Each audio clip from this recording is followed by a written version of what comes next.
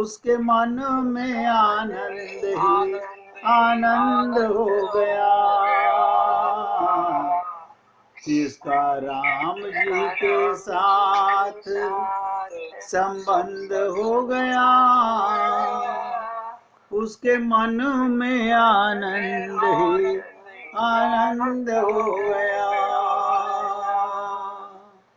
जिसका राम जी के साथ संबंध हो गया, उसके मन में आनंद ही आनंद हो गया। जिसका राम जी के साथ संबंध हो गया,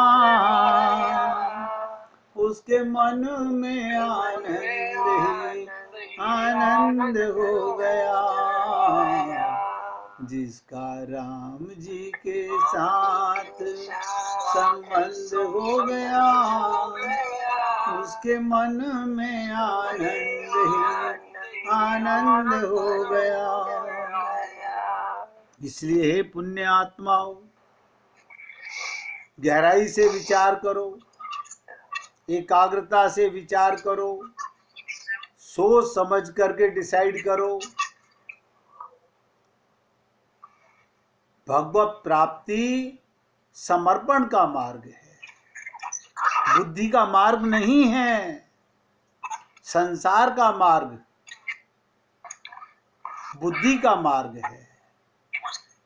हमने संसार में जो भी कुछ पाया है वो बुद्धि से पाया है। हमने वही बुद्धि गुरु और भगवान को लगाने का प्रयत्न किया। इसलिए आगे बढ़ने से पहले मैं इसीलिए आपसे दोबारा आज निवेदन कर रहा था कि देखो, ऐसा ना हो फिर मौका, फिर पछताना पड़े। केवल साधना से एक बार अंतःकरण शुद्ध कर लो, खत्म, काम खत्म, तुम्हारी जिम्मेदारी खत्म। समर्पण सच्चा, समर्पण पक्का, तो भक्ति भी 100% पक्की होगी। एक बार राम का नाम मुख से मत लो, एक बार मंदिर मत जाओ, परिवार की खूब सेवा करो और भगवान की शरणागति, गुरु की शरणागति 100% पक्की करो। अब आगे बढ़ने का प्रयत्न करते हैं। अगर अभी भी किसी के मन में कोई डाउट हो, भली प्रकार पूछने का प्रयत्न कीजिए। मैंने आज दोबारा फिर आपके साथ इसीलिए रिपीट किया कि निराशा मत रखिएगा अपने मन में। जब तक अंतःकरण मन बिगड़ा हुआ रहेगा, तब तक कोई संत महात्मा, कोई गुरु, परमात्मा अंदर बैठा हुआ भी काम नहीं करेगा।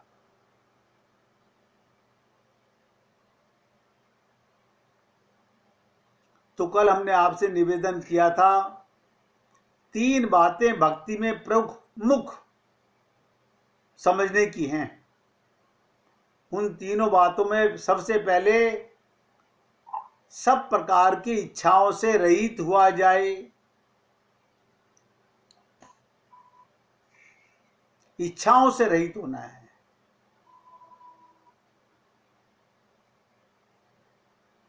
दूसरी बात, भक्ति के ऊपर ज्ञान, कर्म, तपश्चर्या आदि किसी का भी आवरण नहीं होना चाहिए। आपके ज्ञान से, आपके धर्म कर्म से, आपके तप से भक्ति के ऊपर मत चढ़ाओ इन बातों को। मैंने ये करा, मैंने ये किया, अब तो मेरा कल्याण होना चाहिए था। नहीं,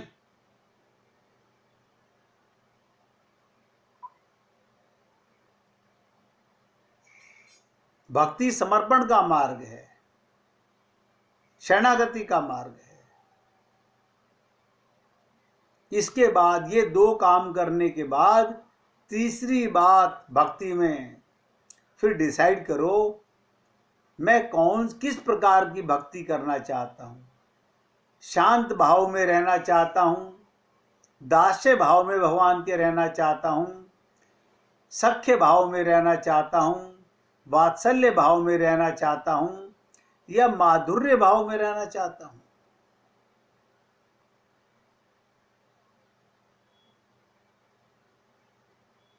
इन तीनों बातों में सबसे पहले हम लोग गंभीर विचार विमर्श करना होगा। हम सब जीवों की साधना इसी कारण से रुकी हुई है। देखिएगा, राजकुमार जी कह कह के थक गए साधना के लिए। आखिरकार उन्होंने सरेंडर कर दिया कि भाई साहब कोई भी तैयार नहीं होता। क्या कारण है?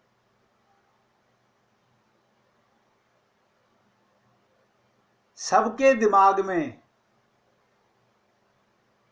देखो, जिसकी मजबूरी है समझ में आती है, उसकी तो मजबूरी है, लेकिन जो मजबूरी ना होते हुए भी अपने मन की दुविधाओं के कारण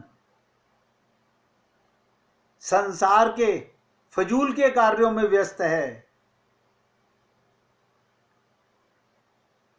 मैं बता देता हूं, लोग क्या समझते हैं 5 दिन 7 दिन। अरे बाबा, हमारे गुरुदेव तो 1 महीने की साधना कराते थे और 1 मास तक उस साधना में अगर 1 लाख आदमी शुरुआत करते थे तो लास्ट में 500 आदमी रह जाते थे। सब बोरी बिस्तरा उठा के भाग जाते थे। कोई 2 दिन में, कोई 5 दिन में, कोई 7 दिन में, कोई 10 दिन में। बड़ी कठिन प्रेम की राह, इतना आसान नहीं है। तो मैं आपसे निवेदन करना चाहता हूं, सबसे पहले हमें गंभीर विचार विमर्श करना होगा, क्योंकि मेरी राय में सभी जीवों की साधना इसी कारण रुकी हुई है। हमने कभी बैठ के विचार नहीं किया। इसी कारण ये जीव ईश्वर साधना नहीं कर पा रहा, वो समझ ही नहीं पा रहा। समझेगा तो आगे बढ़ेगा ना। उसको समझ लेने के बाद साधना मार्ग क्लियर हो जाएगा और हम अपने लक्ष्य की ओर बढ़ते जाएंगे।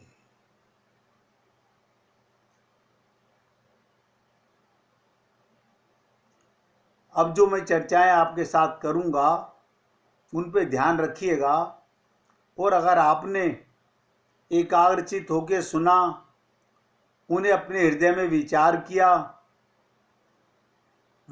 किया तो सुनिश्चित आप सब कुछ छोड़कर साधना के लिए, साधना मार्ग पर, चाहे अपने घर बैठ के ही साधना करो, आप आगे बढ़ जाओगे। जिसने विचार नहीं किया वो कभी नहीं बढ़ पाएगा।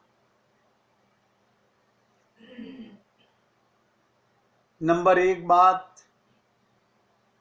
सब प्रकार की इच्छाओं के, कामनाओं के परित्याग से ही भक्ति हो सकती है। सबसे बड़ी बात, रहस्य ये, भक्ति या उपासना, नोट करो, शरीर को नहीं करनी, इंद्रियों को नहीं करनी, मन को ही करनी है। और मन ही हमारा गंदा है। साधना से ही पवित्र होगा, नहाने से पवित्र नहीं होगा। संदल के साबुन से, चंदन लगा के, इत्र लगा के मंदिरों में भटकने से मन पवित्र नहीं हुआ किसी का।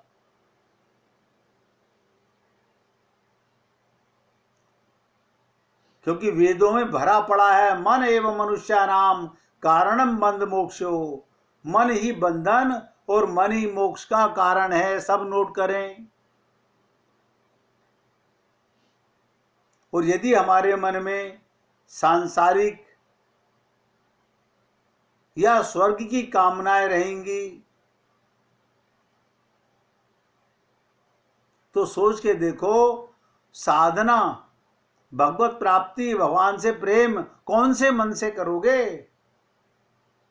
ऊधो मन ना भये 10-20, एक मन है। कौन से मन से? इसीलिए मेरे को कहते हुए दुख होता है इस बात का कि जब मैं आपसे कहता हूं कि आप और हम लोग जो उपासना, जो पूजा अर्चना करते हैं वो सच्ची नहीं है। आपको पता ही नहीं है सच्ची उपासना है क्या, सच्ची पूजा है क्या, सच्ची भक्ति है क्या। छोटी सी चर्चा सुन लीजिए, शायद कुछ समझ आए। भगवान श्री कृष्ण अर्जुन से कहते हैं, हे अर्जुन, मैं अजन्मा हूं और अविनाशी हूं। मैं अजन्मा हूं और अविनाशी हूं। मेरा जन्म और विनाश कभी नहीं हो सकता।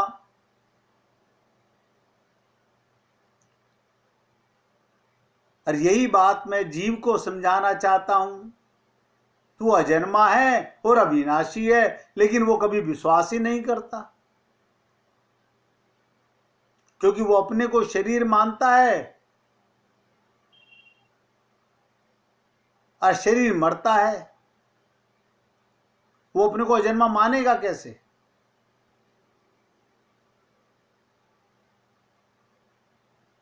मैं लीला करने के लिए, भगवान कहते हैं, साधारण व्यक्ति की तरह जन्म भी लेता हूं और शरीर को समाप्त भी का होता नजर आता हूं। समस्त प्राणियों का ईश्वर होते हुए भी देखिएगा, सबका पिता होते हुए भी उनके जैसा प्रतीत होता हूं। जब रामा अवतार हुआ, कृष्ण अवतार हुआ, भगवान सबके जैसे ही नजर आए। भगवान कहते हैं, मेरे अवतार तत्व को ध्यान से सुनो, बहुत ध्यान से सुनने का प्रयत्न करना। भगवान कहते हैं, मेरे अवतार तत्व को ना समझने वाले लोग, जब मैं मत्स्य अवतार में आया, कच्छप अवतार में आया, वारा अवतार में आया और जब मनुष्य शरीर में आया तो मेरा जन्म हुआ मानते हैं और मैं अंतर ध्यान हो जाता हूं, उसमें मेरा विनाश मान लेते हैं। मैं उस रूप में भी दिव्य लीला करता हूं, तब मुझे अपने जैसा साधारण व्यक्ति समझकर मेरा तिरस्कार करते हैं। जब राम के समय पे आप और हम लोग थे, हमने राम को राम नहीं माना। कृष्ण अवतार में भी हम थे, हमने कृष्ण को कृष्ण नहीं माना उस समय। और भगवान क्या कह रहे हैं, ये संसार के जीव बेचारे इस बात को नहीं समझ पाते कि ये सर्वशक्तिमान, सर्वेश्वर, साक्षात्कार पूर्ण ब्रह्म परमात्मा ही जगत का कल्याण करने के लिए इस रूप में प्रकट होकर दिव्य लीला कर रहे हैं। दिव्य लीला का मतलब हम लोगों को शिक्षा दे रहे हैं। क्या शिक्षा दे रहे हैं? कि जैसे मैं व्यवहार करता हूं सबके साथ परिवार में रहकर, भगवान श्री कृष्ण कहते हैं, मैंने 16,108 पत्नियों के साथ रहा, व्यवहार किया, लेकिन ये जीव कभी नहीं समझ पाता। सब पत्नियों से 10-10 बच्चे, सोच के देखो कितना बड़ा परिवार होगा भगवान का। किसी में मोह ममता आसक्ति नहीं। भगवान कह रहे मैं दिव्य लीला करता हूं, क्योंकि मैं उसमें अपनी योग माया के पर्दे में छिपा रहता हूं। लेकिन ये जीव फिर भी नहीं समझ पाता। भगवान ने लीला क्यों की? हमें समझाने के लिए।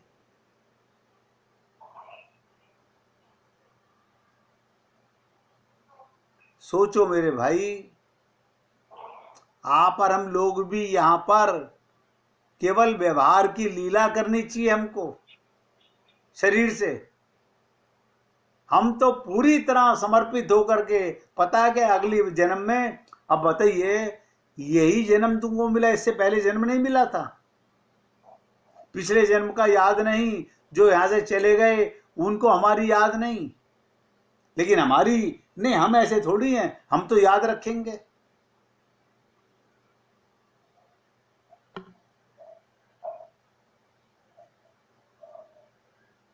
कब समझ में आएगा हम लोगों को?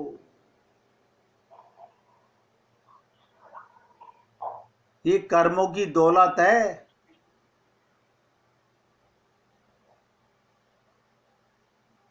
एक राजा था, कथा सुन लीजिएगा। अपने राज्य में क्रूरता से बहुत सी दौलत, शाही खजाना इकट्ठा करके आबादी के बाहर जंगल में एक सुनसान जगह पर बनाए तय खाने में खुफिया तौर पे छुपा दिया।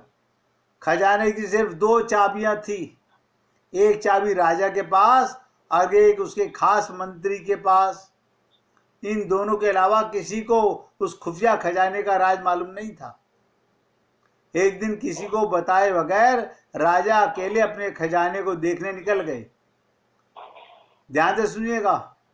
तय खाने का दरवाजा खोल अंदर दाखिल हुए राजा, और अपने खजाने को देख देख कर खुश हो रहे हैं और खजाने की चमक से सुकून पा रहे हैं। उसी वक्त मंत्री भी उस इलाके से निकला। एक चाबी उसके पास रहती थी। उसने देखा खजाने का दरवाजा खुला है। वो हैरान हो गया। उसे ख्याल आया, कहीं कल रात जब मैं खजाना देखने आया था तब कहीं खजाने का दरवाजा खुला तो नहीं रह गया। उसने जल्दी जल्दी खजाने का दरवाजा बाहर से बंद कर दिया। राजा साहब अंदर थे, ध्यान से सुनिएगा। बाहर से बंद कर दिया और वहां से चला गया। उधर खजाने को निहारने के बाद राजा जब संतुष्ट हुआ, दरवाजे के पास आया। अरे ये क्या, दरवाजा तो बाहर से बंद है। उसने जोर जोर से दरवाजा पीटना शुरू किया, पर वहां उसकी आवाज सुनने वाला कोई नहीं था। राजा चिल्लाता रहा, पर अफसोस कोई नहीं आया। वो थक हार के खजाने को देखता रहा। अब राजा भूखा प्यासा बेहाल हो रहा। उसकी हालत पागलों जैसी हो रही। वो रेंगता रेंगता हीरों के संदूक के पास गया। याद से सुनिएगा, जो लोग बहुत ज्यादा दौलत के नशे में रहते हैं, हीरो के पास गया और क्या बोला, ए दुनिया के नायाब हीरो, मुझे एक गिलास पानी दे दो। फिर मोती सोने चांदी के पास गया, बोला ए मोती चांदी सोने के खजाने, मुझे एक वक्त का खाना दे दो। राजा को ऐसा लगा हीरे मोती उससे बात कर रहे हों कि तेरी सारी जिंदगी की कमाई तुझे एक गिलास पानी, एक समय का खाना नहीं दे सकती। राजा भूख प्यास से बेहोश होकर वहीं गिर गया।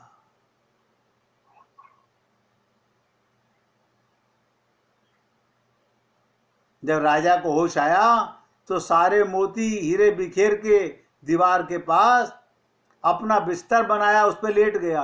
वो दुनिया को जो पैगाम देना चाहता था, ध्यान से सुनो, आप और हम सब लोगों को पैगाम दे रहा है। उसके पास कागज और कलम नहीं थी। राजा ने पत्थर से अपनी उंगली फोड़ी और बहते हुए खून से दीवार पर कुछ लिख दिया।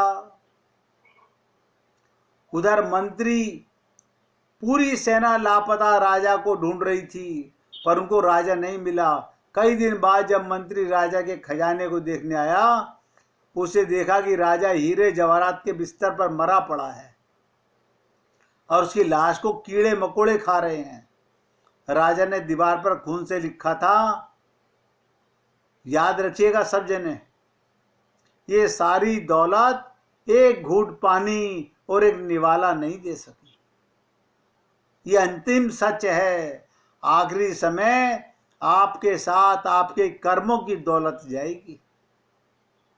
चाहे आपने कितने हीरे, पैसा, सोना, चांदी इकट्ठा किया हो, सब यहीं रह जाएगा। इसे जो जीवन प्रभु और गुरु को समर्पित उपहार स्वरूप दिया है, उसमें अच्छे कर्म, लोगों की भलाई के काम कीजिए, बिना किसी स्वार्थ के अर्जित कीजिए। तो क्या इकट्ठा करना चाहिए और क्या छोड़ के मरना चाहिए, इस लीला के माध्यम से हम सबको समझना होगा। निवेदन करना मेरा कार्य है। अच्छा लगे जीवन में उतारिए। अभी आगे बहुत लंबी चर्चा होनी है। मैंने कहा साधना क्यों नहीं हो पा रही, क्योंकि हमने कभी विचार नहीं किया। तो एक बार हृदय से पुकारते हुए गइए, श्री राम